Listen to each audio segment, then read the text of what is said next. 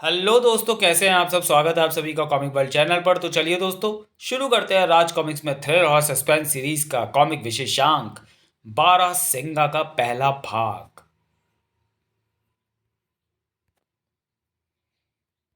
12 सिंगा।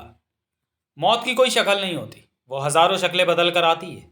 कभी लाइलाज रोग की शक्ल में, कभी जानलेवा दुर्घटना की शक्ल में, कभी चाकू की शक्ल में, कभी गोली की शक्ल में, कभी आत्महत्या की शक्ल में। कुछ लोग जीते जी भी मर जाते हैं और कुछ लोग मरने के बाद जी उठते हैं। प्राक, प्राक। नीलगिरी फॉरेस्ट। ये जंगल बारहसिंगों के लिए प्रसिद्ध है मलय। और मैं यहाँ से कम एक बारहसिंगा जिंदा पकड़ कर ले जाऊंगा अपने फार्म हाउस की शोभा बढ़ाने के लिए। ये काम खतरनाक हो सकता है माइकल। बारहसिंगा आक्रामक हो सकता है। चुप रहो, वो देखो। बारहसिंगा। ब्रोक। ये कैसा शानदार दिखता है। तुम यहीं रुको, आवाज ना करना। मैं पीछे से जाकर उस पर फंदा डालूंगा। Oh shit. था। ब्रा। ओह उफ, एक मामूली बारहसिंगा की दुलत्ती इतनी शक्तिशाली नहीं हो सकती। माइकल, माइकल, माइकल, होश में आओ। वो बारहसिंगा गुस्से में पागल है। वो इधर आ रहा है। माइकल उठो, भागो। ब्रांक।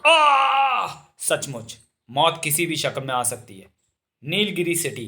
वाह, what a hotel. Hotel star. इस होटल का इतिहास 100 साल पुराना है सोनाली। और इसकी विशेषता सुनोगी तो उछल ही पड़ोगी। नहीं उछलूंगी। शिकार करते समय जंगल में मैं शेर के सामने आमने सामने देखकर भी नहीं उछली थी। बल्कि उस वक्त तो शेर ही उछल गया था। हाँ, मेरी गोली से, वरना वो तो मैं फाड़ खाता। ओ मिस्टर आर्यन और सोनाली मैडम, आप लोग नीलगिरी फॉरेस्ट मिशन के लिए आए हैं ना। आपके लिए रूम नंबर 100 बुक है, जल्दी ही। Lovely room. आर्यन, तुम मुझे इस होटल की कोई विशेषता बताने वाले थे ना। है हाँ, तुम जाओ। वरन। फोन की सूचना चौंकाऊ थी। क्या? Oh no. ठीक है, मैं अभी निकलता हूं। क्या हुआ? उस खूनी बारहसिंगा ने एक जान और ले लिया सोनाली। Oh no. जिला कलेक्टर मिस्टर भंसाली का फोन था। उन्होंने हमें तुरंत मिशन शुरू करने का आदेश दिया है और हमें फॉरेस्ट ऑफिसर मिस्टर रावत से तुरंत मिलने को कहा है। जल्दी। हाँ, ये ज़रूरी था। शायद तुम उस जगह से कोई क्लू पा सको जहाँ हमें उस बारहसिंगे का शिकार हुए आदमी की लाश मिली है। हम वो जगह देखना चाहेंगे मिस्टर रावत। बेयाबान जंगल में मौत की साए को हर कोई महसूस कर रहा था। वहाँ नीचे नदी के किनारे उस जगह, वहाँ तुम्हें खुद जाना होगा, क्योंकि मुझे आसपास के कबीलों से लाश की शिनाख्त संबंधी कार्रवाई पूरी करनी है। बियाबान जंगल है आर्यन। क्या हमें कुछ और आदमियों को साथ नहीं लाना चाहिए था? मिस्टर रावत और आदमी देने के लिए तैयार थे, लेकिन मैंने मना कर दिया, क्योंकि जितने अधिक आदमी होंगे उतना ही उस खूनी बारहसिंगों को पकड़ना हमारे लिए मुश्किल होगा। ये वो जगह है जहाँ बारहसिंगा के शिकार की लाश मिली होगी। इससे पहले वो बारहसिंगा दो और शिकारियों, माइकल और मलय को अपना शिकार बना चुका है। बारहसिंगा जैसा शाकाहारी प्राणी ऐसा आक्रामक क्यों हो गया होगा? उससे मिले या देखे बिना वजह तो मैं नहीं बता सकता। ये देखो, ये शायद उस बारहसिंगे के खुरों के निशान हैं। ये लीद देखो आर्यन, ये ताजी लीद है। हद से हद 15 मिनट पहले की। इसका क्या मतलब हुआ? क्योंकि बारहसिंगा ने उस व्यक्ति को 6 घंटे पहले मारा है। इसके दो मतलब हो सकते हैं, या तो लीद वाला बारहसिंगा कोई और है, या फिर वह खूनी बारहसिंगा दोबारा कुछ देर पहले यहाँ आया था। तुम्हारी दूसरी वाली बात ठीक है, क्योंकि वो अब भी यही है। तुमने ठीक पहचाना, ये तो वही बारहसिंगा है। उसके सींग खून से लाल हो रहे हैं। इसके चेहरे पर आदमखोर वाली खूंखारता दिखाई पड़ रही है। बिल्च। 3 निर्दोष लोगों को खून पीने वाला खूंखार हत्यारा हमारे सामने आ रहा है। इसे डांट मारो, खटाक। ओह, उसने डांट फायर को सींगों पर झेल लिया। दूसरा डांट लगाने का वक्त शायद वो हमें देगा नहीं। जिंग जिंग। अब मैं भी इसे वक्त नहीं दूंगी। बाक। क्योंकि इसे समय दिया तो यह हमारा समय पूरा कर देगा। गोली टांग पर चलाना, मुझे इसे जिंदा पकड़ना है। उफ, ये किसी कुशल फाइटर की तरह गोलियों से बच रहा है। बचो सोनाली। उफ। ब्राक था। उफ, पागल कुत्ते जैसा खलनायक और हिंसक लग रहा है ये। इसे जिंदा पकड़ना तो दूर, इससे खुद जिंदा रहना भी मुझे मुश्किल लग रहा है। था था। कई गोलियों को एक साथ सींगों पर रोकने वाला ऐसा करिश्माई बारहसिंगा मैंने अपने जीवन में पहली बार देखा है। मुझे लगता है गोलियों से हम इसे नहीं मार पाएंगे। डार्ट फायर भी इसने सींगों पर बड़ी दक्षता से रोका था। हम दक्ष शिकारी हैं, फिर भी क्या हम मैदान छोड़कर भाग रहे हैं आर्यन? बचाव भी तो बहुत ज़रूरी है। वो हमारे पीछे आ रहा है। यह हद से 30 सेकंड में हमारे निकट पहुंच जाएगा। वो मिट्टी में ढलान पर नीचे फिसल गया है। ब्राक।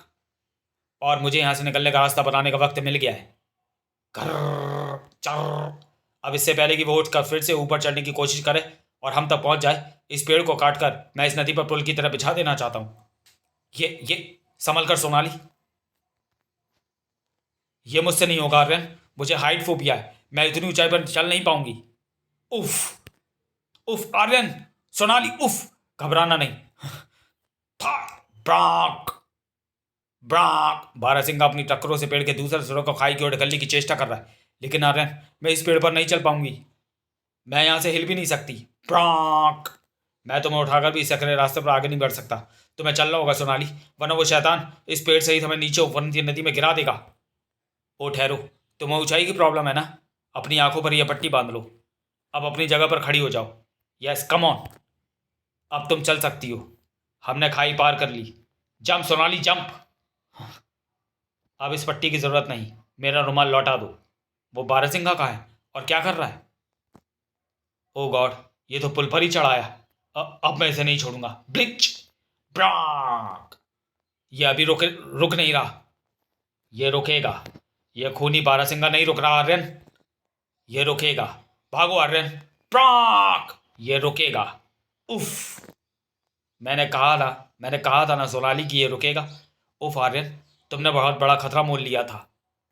इसे नीलगिरी के चिड़ियाघर में पहुंचाना होगा। मुझे नहीं पता था कि एक दिन मुझे बारहसिंगा से भी डर लगेगा। मैं मिस्टर रावत को खबर भेजता हूँ, क्योंकि मैं चाहता हूँ कि होश में आने से पहले ही ये जू पहुंचा दिया जाए। इसकी समझदारी भरी हरकतें देखकर मैं दंग हुआ आर्यन।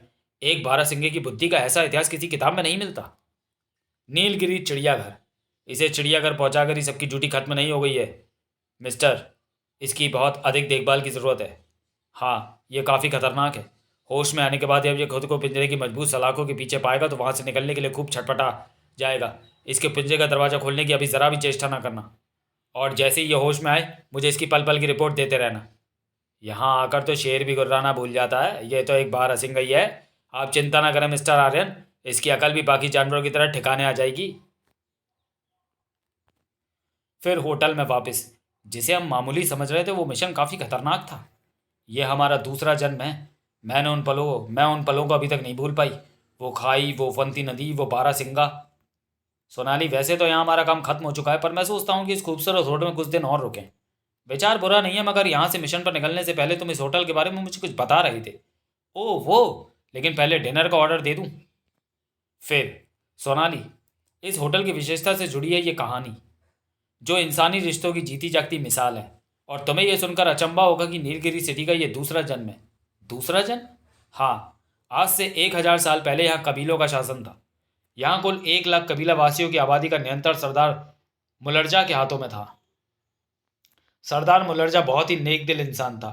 उसकी सादगी का अंदाजा इसी बात से लगाया जा सकता था कि भोजन के लिए आम आदिवासियों की तरह वह भी खुद शिकार किया करता था। ची ची। कबीले के लोग इसे देवता की तरह पूजते थे।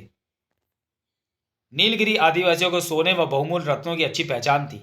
गोताखोर गहरे समुद्र में गोता लगाकर रत्न व मोती इत्यादि की खोज करते थे, फिर उन्हें देवता को समर्पित किया जाता था। उसके खजाने में एक बड़ा रत्न भी था, जिसे देवता का कवच यानी आर्मर ऑफ गॉड कहा जाता था। कहते हैं इस रत्न का प्रयोग वो लोग बुरी आत्माओं को दूर रखने में करते थे। एक दिन इस शानदार खजाने की गंध उस समय के खूंखार समुद्री डाकू मुंजाल को लग गई, और वो अपनी नौका पर सवार होकर 200 डाकुओं की सेना के साथ नीलगिरी आ धमका। उसने नीलगिरी में खूब मारकाट मचानी शुरू की। खनाक खनाक। नीलगिरी वासियों ने कबीले व खजाने की रक्षा के लिए अपनी जान की बाजी लगा दी। सरदार मुलरजा और डाकू मुंजाल के बीच घमासान लड़ाई हुई। जीत हासिल हुई शैतान को। इनका सरदार मारा गया। हा हा हा। खूंखार डाकू खजाना लूट कर ले गया, लेकिन तभी आए एक शक्तिशाली तूफान ने मुंजाल की नौका के टुकड़े टुकड़े कर दिए। तूफान सभी डाकुओं की जिंदगियों को लील गया। सारा खजाना फिर से समुद्र तल से जा लगा। इधर सरदार मुलरजा की मृत्यु पर पूरा नीलगिरी शोक में डूब गया। पुनर्जन्म में उनका घोर विश्वास था, इसलिए प्रथा थी कि सरदार के शव के साथ कुछ सेवकों को भी समाधि में जिंदा दफनाया जाता था। मगर नीलगिरियों के गुरु ने एक अभूतपूर्व फैसला किया था। इस बार कुछ नीलगिरियों ने नहीं, बल्कि सभी ने सरदार मुलरजा के साथ समाधि ले ली। शायद दुनिया की सबसे बड़ी समाधि थी। फिर कई साल बीत गए। वक्त के साथ साथ वो समाधि धूल मिट्टी से भरती चली गई। भूमि मिट्टी से समतल हो गई।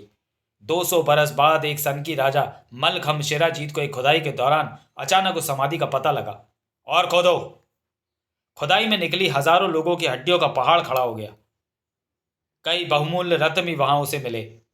सनकी राजा को एक नई सनक चढ़ी। उसने अपने शिल्पियों को बुलाया और हड्डियों का एक अद्भुत महल बनाने का आदेश दिया। वो रत्न भी उसी महल में जड़ दिए गए।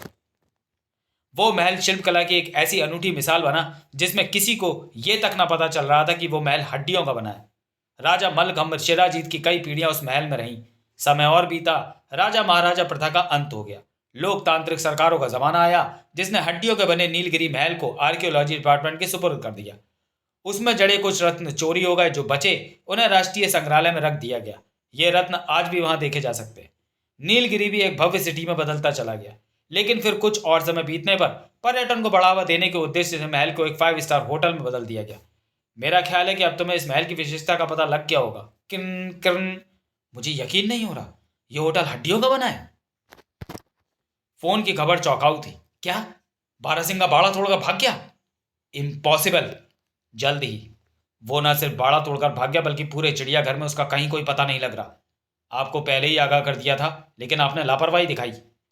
अब आपने क्या एहतियाती कदम उठाया है? वो खूनी बारासिंगा किसी की भी जान ले सकता है। सबसे पहले जू में दर्शकों की एंट्री रुकवाइए। मैं उसे ढूंढने की कोशिश करता हूँ। सोनाली, हमें नेट की ज़रूरत कभी भी पड़ सकती है। आर्यन, मेरे विचार में उसे मार देना चाहिए। अगर वो हाथ नहीं आया तब मैं ऐसी ही कोशिश करने वाला हूँ। ये देखो, चिड़ियाघर की बाउंड्री को तोड़कर वो यहाँ से निकल गया है। इसका मतलब वो खूनी बारासिंगा सिटी में आज़ाद घूम रहा है। यह बहुत बुरी खबर है आर्यन। पुलिस को इन्फॉर्म करना जरूरी है। बारासिंगे की तलाश में पुलिस की कई हथियारबंद टुकड़ियां सक्रिय हुई। सर, क्या सिटी में कर्फ्यू लगाने की जरूरत है? क्या बकवास है। एक बारासिंगा शहर में आया, कोई दंगा नहीं हो गया है। हालात दंगे से भी बदतर होने वाले थे। वाह, कितना खूबसूरत कंगन है। ये रत्न दुर्लभ है। कहते हैं ऐसे रत्न राजा मलकम शिराजीत के पास थे। इस कड़े की कीमत 1,75,000 है। पार की कीमत नहीं पूछा करते सेठ जी। इसे तो मैं ज़रूर खरीदूंगी। लाइए, कंगन मुझे दीजिए, मैं इसे पैक करवा देता हूँ। उसकी तो मौत ही आ गई थी जिंदगी को पैक करने को। उफ, टक्कर जबरदस्त थी। टक्कर जलने वाला सामने था। सवाल ये नहीं था ये बारासिंगा कहाँ से आया, ब्रांड, बल्कि ये था कि क्यों आ गया। गॉड, रोको इसे। खनाक ब्रांक खटाक। बारासिंगा गली का कोई मामूली कुत्ता नहीं था जो गोली का शिकार आसानी से हो जाता। बारासिंगा गोली किसी तेजी के साथ लपका। ब्रांक खच। भगदड़ मची। भागो भागो। ब्रांक भगदड़ शोरूम से बाजार तक मची। यहाँ क्या हो रहा है? क्रिंच। कोई भारी गड़बड़ है और मुझे पूरा यकीन है कि इस भारी गड़बड़ में खनाक थम उस खूनी बारासिंगे का हाथ है। बारासिंगा की आंखों में खून उतरा हुआ था। शायद ये हमें पहचान गया और हम पर हमला कर रहा है। उफ, इसे कार की टक्कर से धराशायी कर दो आर्यन, वरना ये कार का कचूमर बना देगा। मगर इसकी टक्कर से मेरे हाथ से कार की चाबी छूटकर सीट के नीचे कहीं गिर गई है। खनाक। ये कार को चकनाचूर कर डालेगा। चाबी ढूंढो, हरी अप। एक बार फिर मैं इस पर गोलियों का प्रयोग करके देखता हूं। जिंग जिंग। शायद कई गोलियों में से कोई इसे लग जाए। वो अभी भी जिंदा है। उफ, थाक ब्रॉन्क। उफ। सोनाली, कार से बाहर निकलने की चेष्टा करो। वो फिर हम पर हमला कर सकता है। ये क्या कर रहा है? वो उस कंगन को अपने सींग में उठाने की चेष्टा कर रहा है। मगर वो ऐसा क्यों कर रहा है? जब हम यहां पहुंचे तब भी ये कंगन इसके सींग में फंसा हुआ था। लेकिन अब इसको मारा या पकड़ा कैसे जाए? कार में से जाल निकालो। हम इसे जाल में उफ, ये स्मोक बम किसने फेंक दिया? ब्लम। फायर, बूंद ऐसे। जिंग जिंग। उफ, वो गोला तुमने फोड़ा है? हाँ, ताकि वो हमें ना देख सके और हम धुएं के बीच उसकी कब्र बना दें। तुम उस शैतान को नहीं जानते।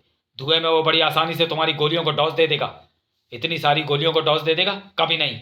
इतनी गोलियों के बीच वो बचकर भाग नहीं सकता। जिंग जिंग जिंग। धुआं जल्दी ही छट गया। देख लो, उसका कहीं अता पता नहीं है। कमाल है, इतनी सारी गोलियों के बीच में से बचकर कैसे निकल गया? तुरंत कंट्रोल रूम को इन्फॉर्म करो और उन्हें उस खूनी बारासिंगे की स्थिति के बारे में बताओ। मुझे वो रत्न जड़ित खड़ा परेशान कर रहा है। वो कैसा खड़ा है, इसका जवाब हमें इस ज्वेलरी शॉप का मालिक दे सकता है जहां बारासिंगे ने उपद्रव मचाया है। ये उस बारासिंगा का शिकार हुआ है, मगर ये अभी जिंदा है। इसे फौरन अस्पताल ले चलो। जी फिदर लाओ, फौरन। उस कड़े में अवश्य ही कोई रहस्य है। वो बारासिंगा साधारण बारासिंगा नहीं लगता। उसकी हरकतें रहस्यमय हैं। भला एक कड़े को वो क्यों उठा ले जाएगा? फिर हॉस्पिटल में? हाँ, उस वक्त वो कड़ा मेरे हाथ में था जब उसने मुझ पर हमला किया। तुम्हारे पास वो कड़ा कहाँ से आया? एक जर्मन महिला मुझे उसे बेच गई थी। मैं उसके बारे में सिर्फ इतना जानता हूँ कि उसमें जड़े रत्न वो राजा मलकम शिराजीत के काल के बता रही थी, जिन्हें अंग्रेज महल से खरोच ले गए थे। क्या? क्या कहा? राजा मलकम शिराजीत? यह वही राजा मलकम शिराजीत है सोनाली, जिसने हड्डियों का महल बनवाया था। लेकिन इससे क्या साबित होता है? उस बारासिंगे का राजा मलकम शिराजीत से क्या संबंध? राजा मलकम शिराजीत ने से ना हो, मगर उस कड़े से तो है। भूलो मत कि उस कड़े में वो रत्न जड़े हैं जो राजा मलकम शिराजीत के काल के हैं। उस राजा मलकम शिराजीत के काल के, जिसने नीलगिरी कबीलाई सरदार मुलर्जा के साथ समाधि ले चुके हजारों सेवकों की हड्डियों का महल बनवाया था। टैक्सी। लेकिन बारासिंगे का सरदार मुलर्जा से भी क्या संबंध? क्या पता वो रत्न या वो पूरा का पूरा कड़ा ही सरदार मुलर्जा के काल का हो। फिर भी बारासिंगा बीच में कहां से आ गया? मुझे सोचने दो सोनाली। आखिर ये सारी घटनाक्रम उसी जंगल से शुरू हुआ है जहां मुलर्जा रहा करता था, जहां उसके साथ हजारों कबीलाओं ने समाधि ली थी, जहां के लोग अपने सरदार के पुनर्जन्म में विश्वास रखते थे। तुम कहीं जा रहे हो? तुम कहां जा रहे हो? पहले नेशनल म्यूजियम, फिर होटल नीलगिरी, जहां उस खौफनाक पर्यटक को देखकर सबकी गिग्गी बन चुकी थी। ब्रां! अरे, बारहसिंगा कहां से आ गया? इसके सींग से खून टपक रहा है। इसने बाहर खड़े गार्ड को मार डाला होगा। यह वही खूनी बारहसिंगा जिसने पहले जंगल में और फिर शहर में आकर कई लोगों को मार डाला है। Call the police. पुलिस को छका कर ही तो वो यहां तक आ पहुंचा था। इसमें कोई शैतान समाया हुआ है। बूम! मैं जानता था कि रॉकेट लॉन्चर को बारहसिंगा डॉज नहीं दे पाएगा। आर्यन, बारहसिंगा तो खत्म हो गया, लेकिन उसके शव के टुकड़ों को ध्यान से देखो। एक विद्युतीय ऊर्जा किसी आकृति को जन्म दे रही थी। तुम सब मारे जाओगे। तुम सब लोग हत्यारे हो। उफ, ये क्या? सरदार मुलर्जा। कौन हो तुम? सरदार मुलर्जा। बारासिंगे के शरीर पर कब्जा करके तुम यहाँ आतंक क्यों फैला रहे हो? क्योंकि तुम लोगों ने मेरे सेवकों के शरीर पर कब्जा किया है। मैंने अपने लोगों को पुनः लौटाने का वचन दिया था। उन लोगों ने मेरा साथ ही समाधि ली थी, ताकि जब हमारा पुनर्जन्म हो तो वो लोग भी जीवित होकर मेरे साथ रह सके। फिर 1000 साल बाद जब मेरे पुनर्जन्म का समय आया तो मैंने देखा कि समाधि खोद दी गई है, सभी गायब कर दिए गए हैं। उन शवों का पता लगाने के लिए मैंने एक बारहसिंगे के शरीर को माध्यम बनाया। वन में मानवों को देखकर मुझे लगा कि ये काम इन्हीं का हो सकता है। क्रोधित होकर मैंने उन्हें मार डाला। इस शहर में मुझे अपने एक सेविका की कलाई का कड़ा भी दिखा, जिससे मेरे सोचों को और भी बल मिला। फिर यहाँ आकर जब मैंने इस इमारत का पता लगाया तो इस जघन्य कृत्य को देखकर मेरा खून खौल उठा। तुम लोगों ने मेरे सेवकों की हड्डियों को तोड़ पीस कर ये इमारत बना दी है। ऐसा घृणित काम करने वालों को मैं जिंदा नहीं छोड़ूंगा। मेरे सेवकों की तड़पती आत्माओं को मैं देख रहा हूँ। उन्हें तभी शांति मिलेगी जब तुम लोग सब लोग मेरे हाथों मारे जाओगे। अब इस इमारत पर मेरे अधिकार होगा। मैं अपने लोगों के साथ यहाँ रहूंगा। यह जघन्य कांड हमने नहीं किया। जिस क्रूर राजा मलकम शिराजीत ने किया था, उसकी सभी पीढ़ियां समाप्त हो चुकी हैं। किसी और के गुनाहों की सजा तुम हमें नहीं दोगे। मेरे पास तुम्हारे आर्मर ऑफ गॉड की शक्ति है। यह तुम्हारे देवता का शस्त्र है, जिससे तुम बुराई का अंत करते थे। आज तुम खुद बुराई बनकर तबाही फैलाने पर तुले हो, तो ये तुमसे हमारी रक्षा करेगा। आह! खाली कर दो, खाली कर दो इस जगह को। हाँ, मैंने तुम्हें यह वचन देता हूँ कि हड्डियों के इस महल को तोड़वा कर मैं इसके अवशेषों का विधिपूर्वक दिन संसार करवाऊंगा, ताकि तुम सबकी आत्माओं को शांति मिल जाए। फिर एक जबरदस्त धमाके के साथ पूरी इमारत रेत के महल की तरह नीचे आ गिरी। बूम! अगर आर्म और गॉड मुझे नेशनल म्यूजियम में ना मिलता तो इस तबाही को रोकना नामुमकिन होता। समाप्त। तो चलिए दोस्तों, वीडियो को यहीं समाप्त करते हैं और मिलते हैं थ्रिलर और सस्पेंस सीरीज के किसी और विशेषांक में अगले वीडियो में। तब तक के लिए धन्यवाद।